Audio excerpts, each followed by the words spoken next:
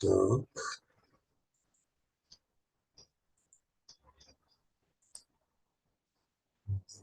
друзья, мы возобновляем наше вещание с мне, значит, необычно все это происходит, поэтому я чуть буду разгоняться, может, потихоньку, пока так задумчиво все это, значит, представляю. Вот это название трансляции мне пришло в голову прямо буквально за минуту до включения. Думаю, как назвать, что такое, о чем говорить. А потом думаю, назову-ка я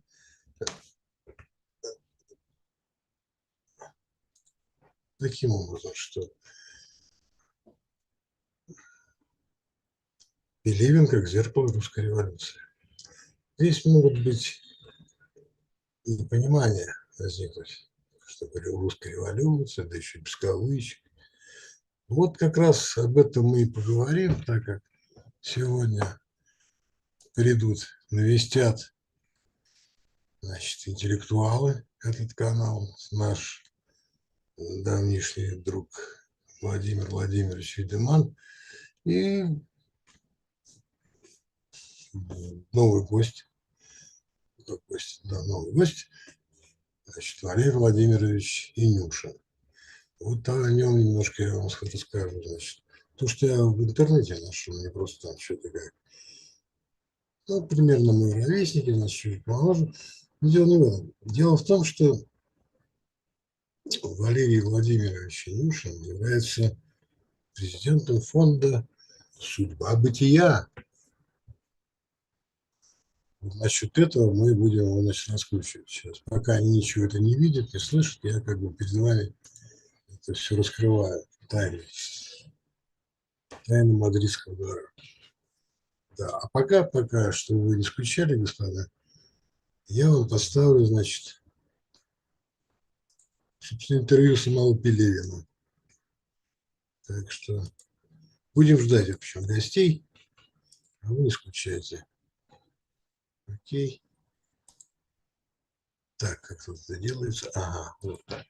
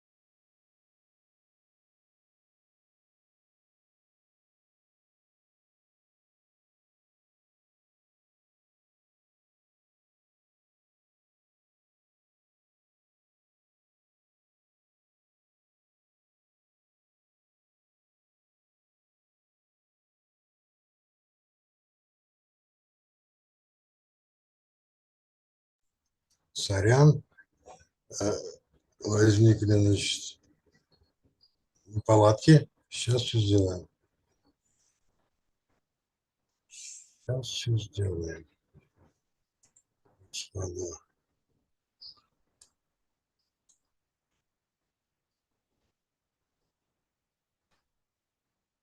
Так.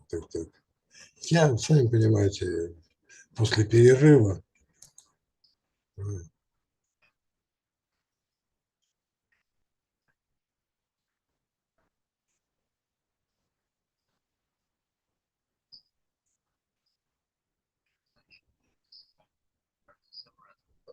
Так,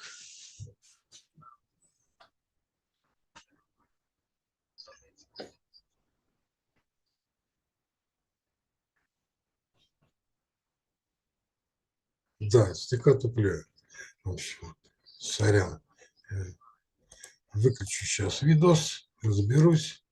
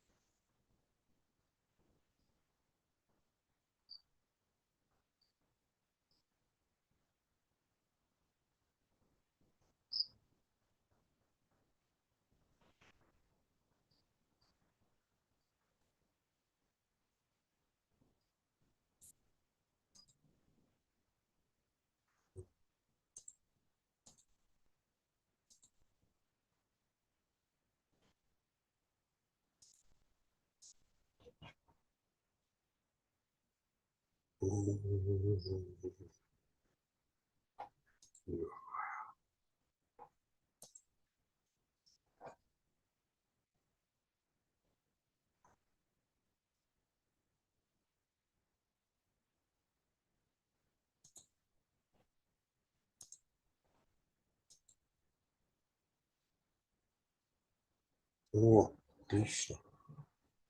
Супер. Ну все, начинаем транслейшн. Значит.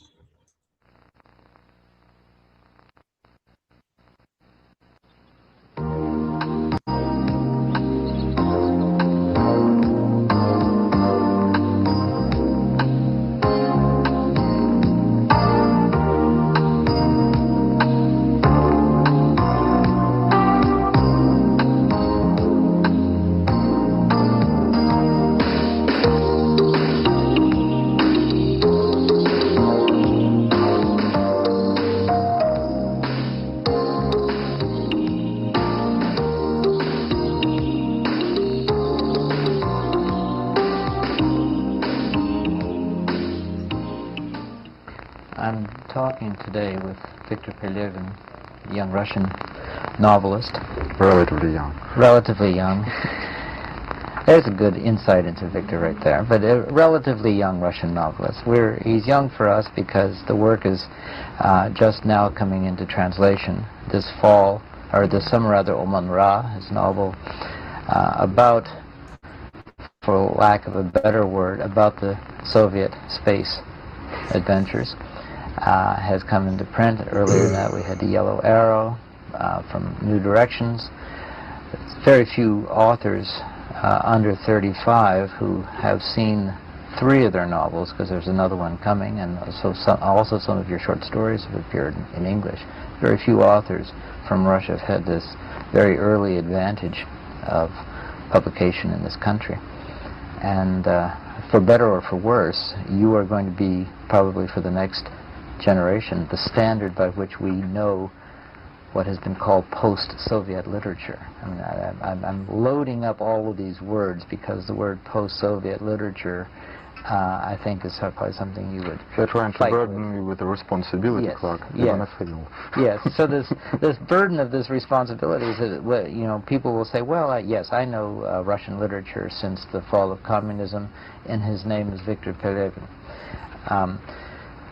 And I've seen it, in fact, on the blurbs for your books. People saying that here is the first voice of post-Soviet literature. So you're a post-Soviet man, post-Soviet novelist, and so let's rid ourselves of that burden. What is your own understanding of that phrase? Does it have any meaning in Russia? Does it have any meaning to you, or is this purely an American commercial phrase? Which phrase do you mean? Post-Soviet literature. Post-Soviet literature, post-Soviet writer.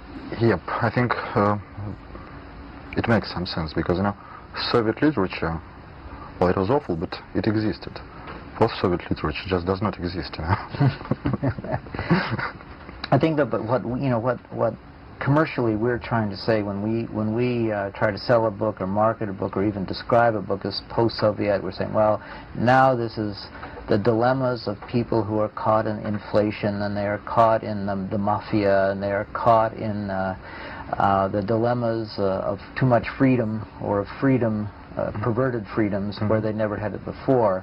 And it's still, it seems to me, a kind of continuation of the socialist realist conventions of literature, only now some of the terms have been changed, and it seems to me you're not really part of that at all. Well, that's a very particular kind of freedom you're talking about. It's like, you know, there are some people who are fighting for money, for the real thing, and, you know, the others are just, you know, are left absolutely free, you know, to do anything they want, you know. Well, you would, I think, they're not trying to take part in this, you know. Yeah, it would seem to me that the books that we have, the books I've read, and the stories I've read, are really dealing fundamentally with questions of freedom. By that I mean freedom from time, even in the Yellow Era. And freedom from freedom. Clark. Freedom from freedom. Yes, exactly. Although in both of these books, the character in the last couple of paragraphs does step into a kind of frightening new freedom. He gets off. One gets off the train. One escapes the Soviet space agency. Now, Clark, first I want to make a point. This book, Amun-Ra, it's not about Soviet space adventures. Right, it's about Soviet cosmic adventures. Yes. Cosmos is a Greek word, Yeah. and it has several meanings. And one of them is, it could be understood as some kind of whatever cultural ideologic paradigm. It's a sphere of ideology. In terms of Plato, he called those things, eidos. You know what it is. So it's a sphere of ideas in which you live. So it's about this inner cosmos of a Soviet man or woman, and it's about the adventures that took place in this cosmos. Yes. So it has nothing to do with space. No, I don't want to give away too much about the book for anyone who is going to be picking it up and who is going to be sucked into the story as much as Amun-Ra was sucked into his own supposed role as a cosmonaut until towards the end, when he realized that things were somewhat different. It's also, I think people have, in trying to describe your work, have been thrashing around for a number of models. The tenderness of Chekhov, the biting satire of Bulgakov, whatever it may be, the grasp of society of a Gorky. I think they were just trying to remember all Russian names. They're trying to. I think so too. But are there real models in your own mind from Russian literature that do apply? Are you talking about influences? Yes. Yeah. Well, I think you talked about Platonov at one time. No, I was talking about Plato. That Plato, I see. Not his Russian son, I see. Platonov, it's a wonderful surname. Yeah. Sounds like somebody, who has Plato as one of his I see. ancestors. Okay, I thought there was okay. You were talking about our Plato, everyone's Plato, the Greek Plato. So basically, about influences, it's a very simple question. If you're under some influence, and if you're aware of that, then you are no longer under this influence. It's true. Yep. It's true. And if you don't understand this, there is no way to discuss it. So I don't know what to say. Well, how about Pink Floyd? Well, and about American pop culture in general, because that's also in your work. American pop culture. Well, I know nothing about American pop culture. Well, I listen to some music, but basically I like British music more than American, because now here in this country, when I hear American songs, they make much more sense. It's a strange thing, But if you listen to them in Moscow, they just don't resonate. You had mentioned to me once that Moscow is the ideal place to be living these days for getting American culture before the Americans get it. You saw Independence Day a month before it played in the American theaters. Well, I think I saw it in June. In June, before it even made sense, before July 4th, because of the bootleg tapes and the pirating tapes and all the rest of it.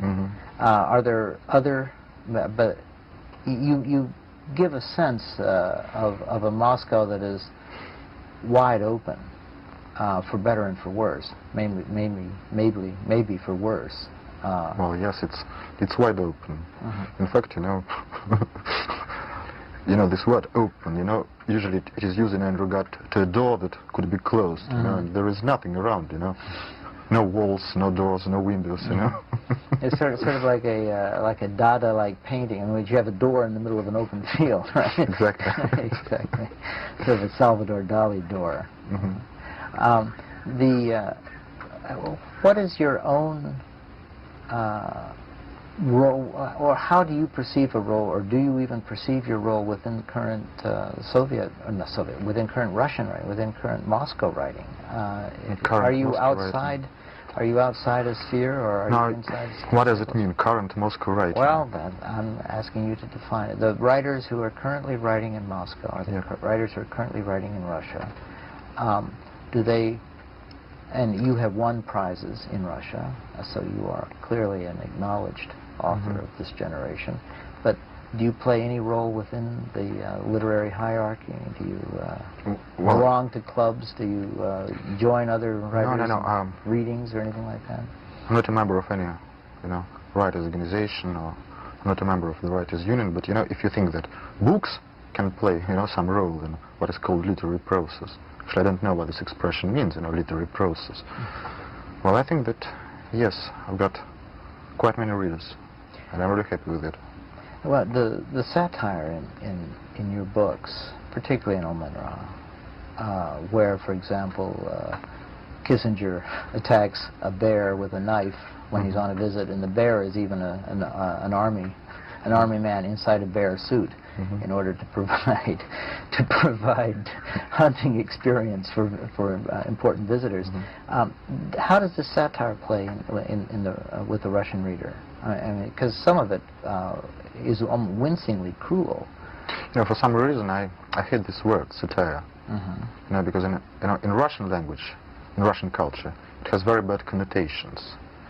Because for many years under communism, we used to have what was called satire, and usually it was supposed to expose, some minor scenes, done somewhere by somebody, and it's really an ugly word. And I'd rather not use it. What would you substitute? Or what do Russians substitute for this kind of new satirical writing?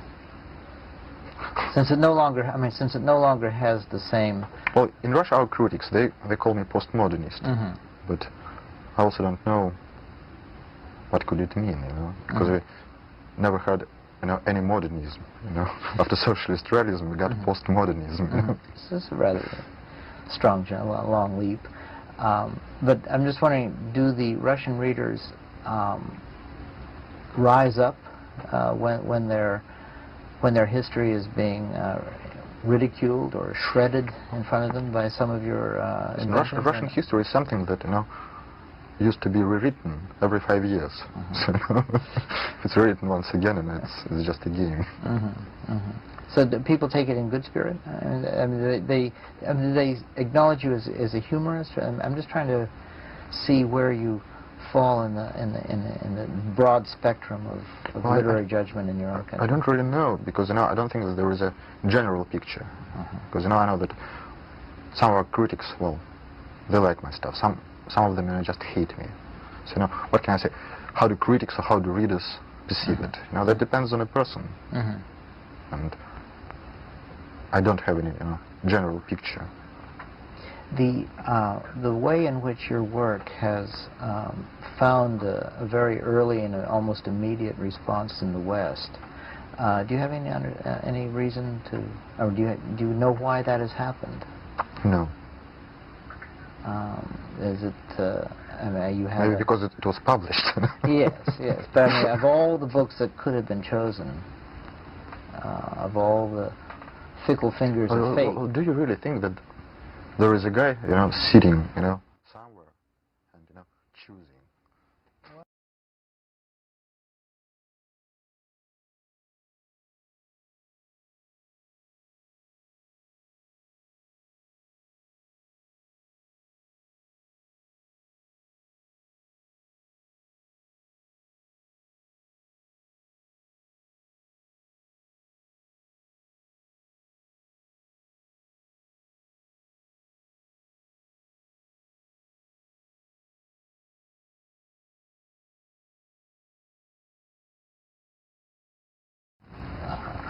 Very impressive.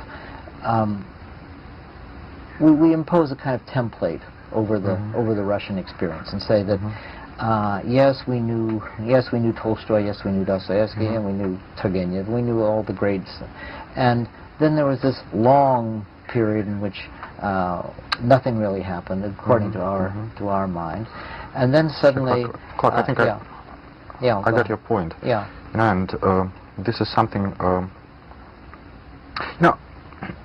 It looks like you imply that literature, Russian literature or American literature, is sort of supposed to reflect something. And I don't think so. I think that any literary text, if it is a good literary text. You know, it reflects only itself. Precise. Oh, that's precisely the point I was trying to make. That we have this template that we impose, and the last sort of heavy impression that was made on the West was by Solzhenitsyn, and so work that does not, in a sense, portray a very gray and wet and cruel world made up of sort of lone heroes trudging to their deaths, seems to be then strikingly different from the norm. And I'm just wondering if what we have established as the norm is simply the result of our own ignorance or the lack of many models to have read, or if we are simply imposing a kind of a journalistic need to extract from literature a particular kind of meaning, and which literature doesn't really... There's a journalistic need, you know, and I don't think that, you know, for instance, you know, which is Solzhenitsyn feeds, by the way. He feeds a journalistic need. I'm sorry. But you know, if you want to find out how things are in Russia, why bother, you know, reading novels? Why bother writing them? You know, if you want to describe, you know, the situation, some kind of social situation or something of that kind, you know, why bother inventing heroes, doing something, thinking something, you know? I'd rather write, you know, a good article and publish it in some newspaper. In the Yellow Arrow, the book that New Directions brought out, you have a curious device of numbering the chapters from 12 back down to 0, so that you have the opportunity here, as we're riding on a train that is heading towards a broken bridge, to be actually moving forward and backward in time simultaneously, it seems. You know, it's a very Calvino-like feel, at least for someone like me, that you are simultaneously developing a plot in what seems to be a future, but we're really viewing the future from a past that is ever widening. And you have some reflections on that in the book. And I'm just wondering... Basically, like, I think that people are not viewing the future, you know, it's beyond the possibilities. You know, people are always viewing the past. You know, and you said they call it the future. Yeah, you know? right. And at the end, your character Andre walks off the train. Now, actually getting a ticket to go off the train, in a sense, or forcing his way off the train, and to walk uncertainly into the fields where the rest of the world is. And he's been on, so far as he can tell, for years he's been on this train. And lives have died, and in fact, by the end, there's an accumulation of bodies that are appearing at the side of the train. It's tempting, as again some critics have been tempted to read this as a parable or as some sort of historical sense of Russia, or at least some national parable. It's also possible to read it almost in a Zen-like way, to read it as a mystical vision of life's journey, of the indeterminacy of life's journey. I'm just wondering where on that possible range of spectrum did you have the greatest pleasure in writing? I mean, what was it? Was it the sense of a symbol of Russian society that you were really most involved in, or was it the sense of the philosophical? Like, you know, I just don't write this way, you know. I'm not inventing symbols and metaphors. You know, I'm describing a certain story that takes place in a certain dimension that I invent. And, you know, maybe it means something for somebody, but for me it means literally what's written in the text, you know. Well, literally what's written in the text, though. And I don't know what it means. And maybe it doesn't mean anything, you know, it's exactly what it is. Well, we and have that's what literature is all about, you know. We have a couple of episodes here that we can take a look at. I suddenly understood anew the long-lost meaning of the words I was so fed up with seeing, staring at me every morning from the wall of the training hall. Life always has room for heroism. It was not just romantic nonsense, but a precise, and sober statement of the fact that our Soviet life is not the ultimate instance of reality, but only, as it were, its anteroom. I imagined it this way, that there is no space anywhere in America between the glaring shop window and the parked Cadillac for heroism, and there can be no space for it, apart, of course, from that rare moment when a Soviet spy passes by. But here in Russia, you can only be on an apparently identical pavement outside an identical shop window in a post-war or pre-war period, and this is what opens the door leading to heroism, not in the external world, but within, in the very depths of the soul. You've spoken on a couple of occasions, on many occasions in this book, about heroism. You could, I think, there's an old quote from a Russian author about blessed is the country that does not need heroes. America would certainly seem to be a country that really that doesn't need heroes in the same way that the Soviet Union did, with its official hero of Soviet labor and hero of Soviet, right, and all, the new Soviet man, hero of whatever. And now I guess, hero of Russia, hero of Ukraine, hero of Kazakhstan. Yes, yes. What is the you seem to be playing certainly with the notion of hero, because this Omen Ra is embarked on, after all, a heroic quest, as he understood it, at least as it was sold to him. And it seems to me, one of the saddest parts of the story, that is one of the really moving parts of the story, is the betrayal of heroism that runs, I think, through all of your stories. That it's someone who tries to do a heroic thing, or who is brought into the orbit of heroism, is ridiculed and is finally destroyed. The young friend who was simply shot, who wanted to be a space person, who wanted to be a pilot, and the impossibility of being a hero in a society that demands everyone to be a hero seems to be one of the central paradoxes in your work. Is that true or not? Well, in Russia, it's something quite natural. This course of brave and spirit, how it was called in the novel, that was something very real.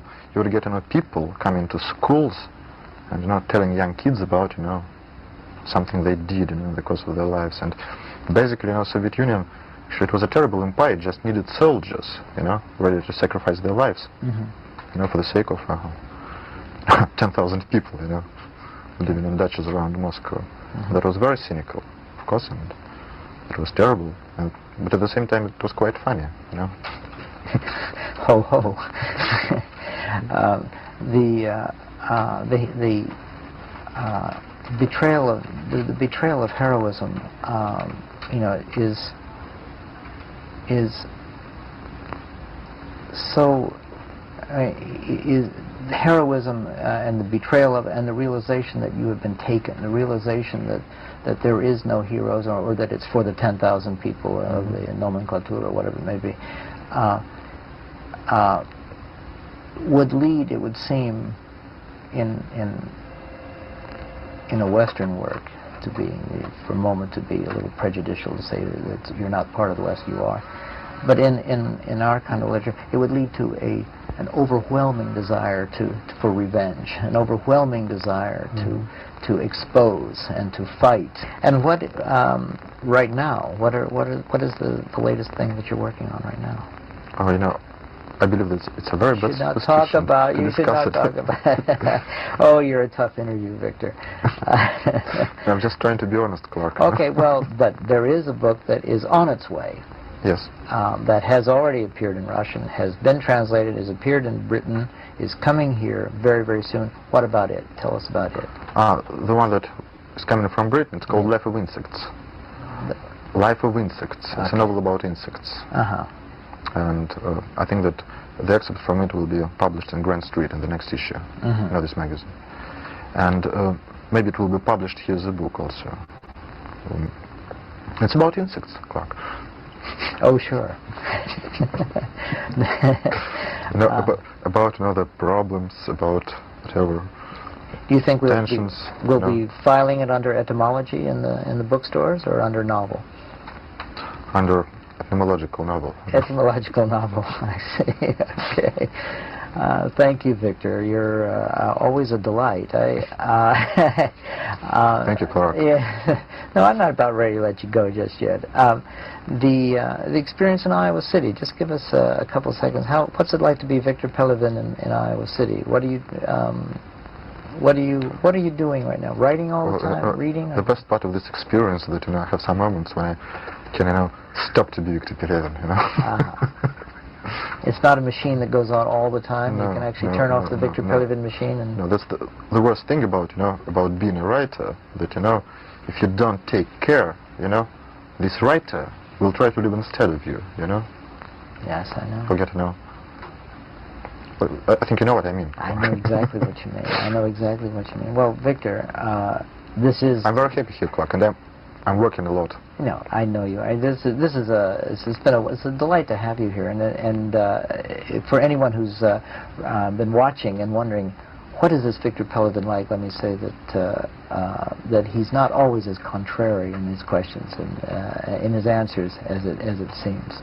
Thank you very, very much for coming in, Victor. Bye.